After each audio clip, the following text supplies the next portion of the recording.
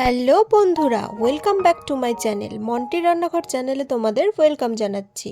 আজকে আমি তৈরি করব টিবেটিয়ান স্টাইলের থুকপা। তো ঠান্ডা তো পড়ে গেল, আর এই ঠান্ডার সিজনে খালি কিন্তু স্যুপ জিনিস খেতে ইচ্ছে করে, তাই আজকে আমার এই রেসিপি।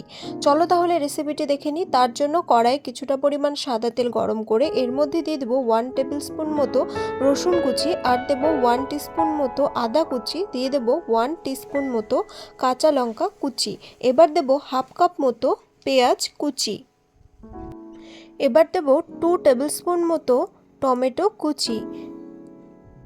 এবারে এই সবগুলো উপকরণকে খুব ভালোভাবে নেড়েচেড়ে 2 মিনিট মতো কুক করে নিতে হবে, এই ফ্লেভারটা বেরোনো অবধি, মানে এই রসুন আদা পেঁয়াজের ফ্লেভারটা বেরোনো অবধি।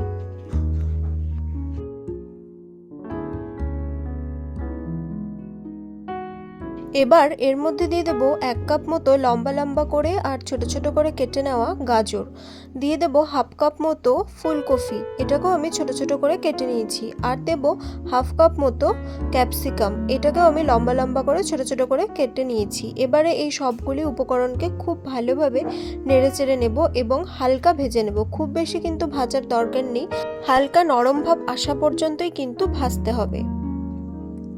দেখো সবজিটা মোটামুটি ভাজা হয়ে গেছে। এবার এর মধ্যে দিয়ে দেব একটু বড় করে কাটা বাঁধাকপি কুচি, এটা আমি দিয়েছি 2 কাপ মতো। এইবারে এই সবগুলো উপকরণকে আরও 5 মিনিট মতো ভালোভাবে ভেজে নেব।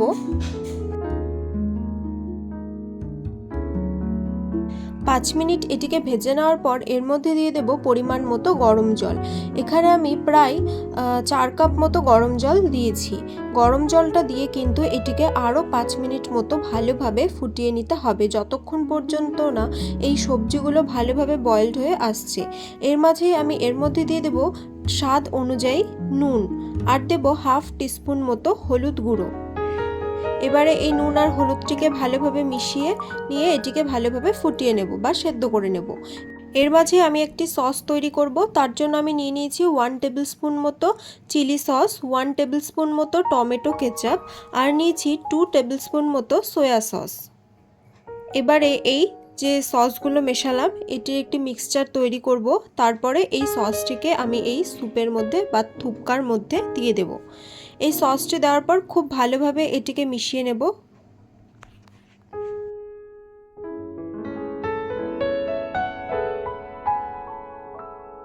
দেখো অর্ধেক রান্না কিন্তু প্রায় হয়ে গেছে। এবার এই থুকপার মেন জিনিস সেটা হচ্ছে নুডলস।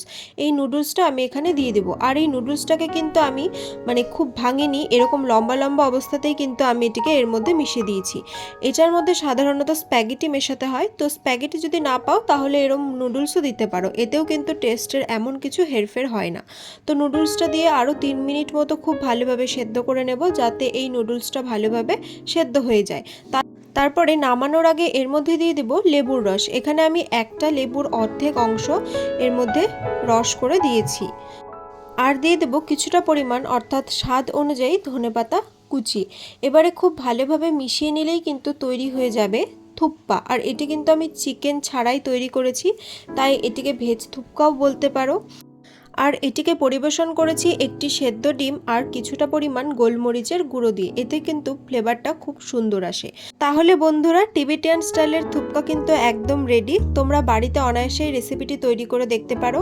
আশা করছি তোমাদের খুব ভালো লাগবে। আর আমার এই রেসিপি যদি তোমাদের ভালো লাগে অবশ্যই ভিডিওটি লাইক করবে, শেয়ার করবে এবং চ্যানেলটিকে সাবস্ক্রাইব করে পাশে থাকবে। আরও নতুন নতুন রেসিপি পাওয়ার জন্য অবশ্যই বেল আইকনটিকে প্রেস করে রাখবে। আজ তবে চলি, থ্যাংক ইউ।